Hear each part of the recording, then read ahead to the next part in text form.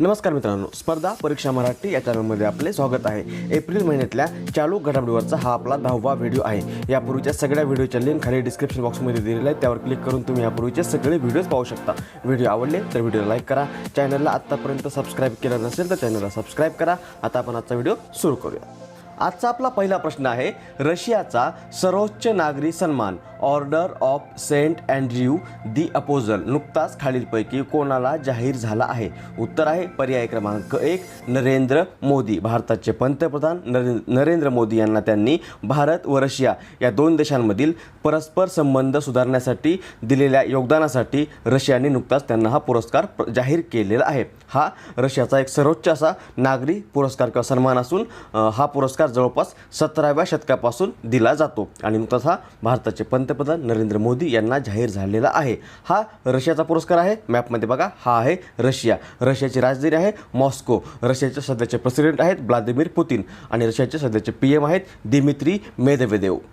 हा रशियाचा सर्वोच्च सन्मान आहे आणि हा नुकताच नरेंद्र मोदी यांना जाहीर झालेला आहे। नुकताच गेल्या काही दिवसापूर्वी संयुक्त अरब अमिरातनेही त्यांचा सर्वोच्च असा नागरी सन्मान जाहेद मेडल भारताचे पंतप्रधान नरेंद्र मोदी यांना प्रदान केलेला आहे। त्यासोबतच फेब्रुवारी 2018 मध्ये दक्षिण कोरियाकडून सिओल शांती पुरस्कार, दक्षिण कोरियाचा सर्वोच्च नागरी सन्मान सिओल शांती पुरस्कार हाही भारताचे पंतप्रधान नरेंद्र मोदी यांना प्रदान करण्यात आला होता आणि आता रशियानेही त्यांचा सर्वोच्च नागरी सन्मान order of the Saint Andrews the apostle नुकताच भारताचे पंतप्रधान नरेंद्र मोदी यांना जाहीर केलेला आहे।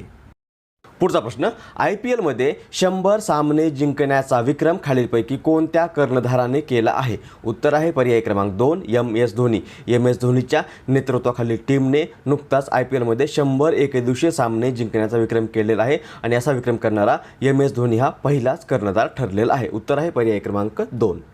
पुढचा प्रश्न, दीपा मलिक ही खालीलपैकी कोणत्या खेळाशी संबंधित खेळाडू आहे? उत्तर आहे पर्याय क्रमांक 3 गोळाफेक। दीपा मलिक ही गोळाफेक या खेळाशी संबंधित खेळाडू आहे। इमेज बघा, ही आहे दीपा मलिक आणि हिने 2016 मध्ये झालेल्या रिओ पॅराऑलिम्पिक स्पर्धेमध्ये रौप्य पदक पटकावलं होतं आणि तिच्या याच कामगिरीसाठी न्यूझीलंडच्या पंतप्रधानाकडून नुकतंच तिला सर एडवर्ड हिडली ही शिष्यवृत्ती जाहीर झालेली आहे। ही शिष्यवृत्ती या दीपा मलिकला भारत व न्यूझीलंडमधील नागरिकांमध्ये स्नेहसंबंधात सुधारणा व्हावी व क्रीडा संस्कृतीला प्रोत्साहन मिळावं या उद्देशाने न्यूझीलंडकडून देण्यात आलेली आहे आणि ही जी आहे दीपा मलिक ती गोळाफेक या खेळाशी संबंधित खेळाडू आहे। उत्तर आहे पर्याय क्रमांक 3।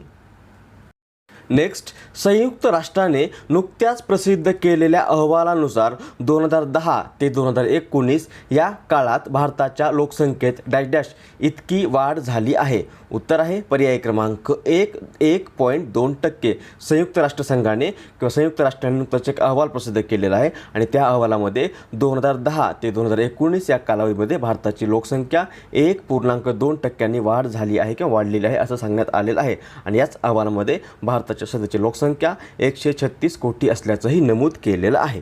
उत्तर आहे पर्याय क्रमांक 1.2%। पुढचा प्रश्न, जगातील सर्वात उंच पर्वत शिखर असलेल्या एव्हरेस्टची उंची मोजण्यासाठी खालीलपैकी कोणत्या देशाने एक नवीन मोहीम सुरू केली आहे? उत्तर आहे पर्याय क्रमांक 3 नेपाळ। नेपाळ या देशाने एव्हरेस्टची उंची मोजण्यासाठी एक नवीन मोहीम सुरू केलेली आहे। नेपाळमध्ये 2015 साली एक भूकंपाचा मोठा धक्का बसला होता। या भूकंपाच्या धक्क्यामुळे या एव्हरेस्टची उंचीमध्ये घट झाली असल्याची शक्यता तेथील शास्त्रज्ञांनी वर्तवलेली आहे। त्यामुळे त्याचे खातरजमा करण्याच्या उद्देशाने नेपाळ सरकारने या एव्हरेस्टची उंची मोजण्यासाठी एक नवीन मोहीम सुरू केलेली आहे। उत्तर आहे पर्याय क्रमांक 3 नेपाळ। ही मोहीम नेपाळने सुरू केलेली आहे। मॅपमध्ये बघा, हा आहे नेपाळ। नेपाळची राजधानी काठमांडू आणि नेपाळचे सध्याचे प्रेसिडेंट आहेत विद्या देवी भंडारी। पुढचा प्रश्न, जालियनवाला बाग हत्याकांड या घटनेला नुकतीच किती वर्ष पूर्ण झाली आहेत? उत्तर आहे पर्याय क्रमांक 4 100। जालियनवाला बाग हत्याकांडला आज म्हणजे 13 एप्रिल 2019 या दिवशी 100 वर्ष पूर्ण झालेली आहेत। ही जालियनवाला बाग हत्याकांड काय तर 13 एप्रिल 1919 या दिवशी रौलेट कायद्याचा निषेध करण्यासाठी ब्रिटिशांनी केलेल्या रौलेट कायद्याचा निषेध करण्यासाठी अमृतसरमधील जालियनवाला बागेमध्ये एक निषेध सभा भरवली गेली होती आणि त्या सभेवर तेव्हाचा पंजाबचा लेफ्टनंट गव्हर्नर मायकल ओडवायरने जनरल डायरला गोळीबार करण्याचे आदेश दिले आणि त्या गोळीबारामध्ये जवळपास त्या सभेमध्ये उपस्थित असलेले 400 लोक मृत्युमुखी पडले तर 2000हून अधिक जखमी झाले होते आणि हीच घटना आहे जालियनवाला बाग हत्याकांडाची आणि हिला नुकतीच 100 वर्षे पूर्ण झालेली आहेत। उत्तर आहे पर्याय क्रमांक 4 100।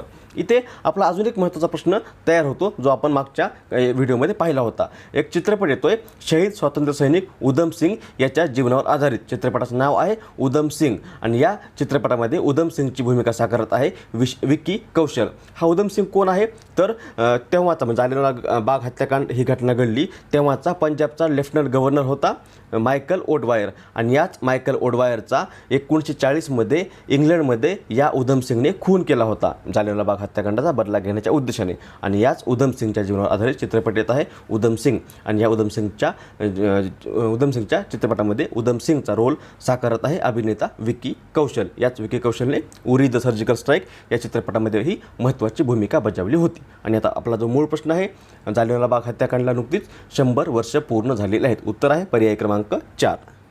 पुढचा प्रश्न आंध्र प्रदेशच्या उच्च न्यायालयाचे पहिले मुख्य न्यायाधीश म्हणून नुकतीच खालीलपैकी कोणाची नियुक्ती करण्यात आली आहे। उत्तर आहे पर्याय क्रमांक 2 न्यायमूर्ती विक्रमनाथ। म्हणजे बघा हे आहेत न्यायमूर्ती विक्रमनाथ आणि यांची नुकतीच आंध्र प्रदेशच्या उच्च न्यायालयाचे पहिले मुख्य न्यायाधीश म्हणून नियुक्ती करण्यात आलेली आहे। इथे आंध्र प्रदेशचा उल्लेख आलेला आहे मॅपमध्ये बघा हे आहे आंध्र प्रदेश। आंध्र प्रदेशची सध्याची राजधानी आहे हैदराबाद आणि प्रस्तावित राजधानी आहे अमरावती। आंध्र प्रदेशचे सध्याचे राज्यपाल आहेत ESL नरसिम्हा आणि आंध्र प्रदेश सध्याचे मुख्यमंत्री आहेत N चंद्रबाबू नायडू। आणि आंध्र प्रदेश संबंधित अजून एक महत्त्वाचा प्रश्न भाषावार प्रांतरचनेनुसार स्थापन झालेलं आंध्र प्रदेश हे देशातील किंवा भारतातील पहिलं राज्य आहे आणि आपला जो मूळ प्रश्न आहे त्याचं उत्तर आहे पर्याय क्रमांक 2 न्यायमूर्ती विक्रमनाथ।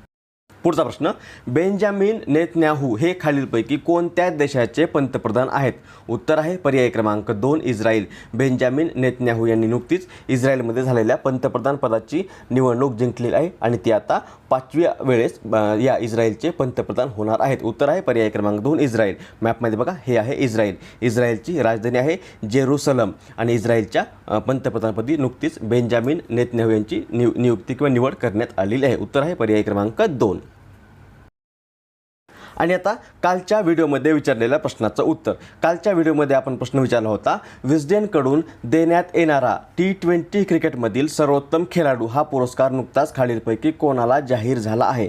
याचं उत्तर आहे पर्याय क्रमांक 3 रशीद खान। रशीद खान हा अफगाणिस्तान या देशाचा क्रिकेटपटू असून त्याला नुकताच विस्डेनकडून T20 क्रिकेटमधील सर्वोत्तम खेळाडू हा पुरस्कार जाहीर झालेला आहे। हे जे पहिले आणि दुसरे पर्याय आहेत ना विराट कोहली आणि स्मृती मानधना यांना या विस्डेनकडून वर्षातील सर्वोत्तम खेळाडूचा पुरस्कार मिळालेला आहे परंतु T20 क्रिकेटमधील सर्वोत्तम खेळाडू हा पुरस्कार जो आहे तो पर्याय क्रमांक 3 रशीद खान याला जाहीर झालेला आहे। उत्तर आहे पर्याय क्रमांक 3। आणि आता आजच्या व्हिडिओचा प्रश्न ज्याचं उत्तर तुम्हाला खाली कमेंट बॉक्समध्ये द्यायचं आहे। प्रश्न आहे भारतीय पुरुष हॉकी संघाचे मुख्य प्रशिक्षक म्हणून नुकतीच खालीलपैकी कोणाची नियुक्ती करण्यात आली आहे। पर्याय आहेत Sjoerd Marijne Harendra Singh Graham Reid आणि यापैकी नाही। याचं बरोबर उत्तर तुम्हाला खाली कमेंट बॉक्समध्ये द्यायचं आहे।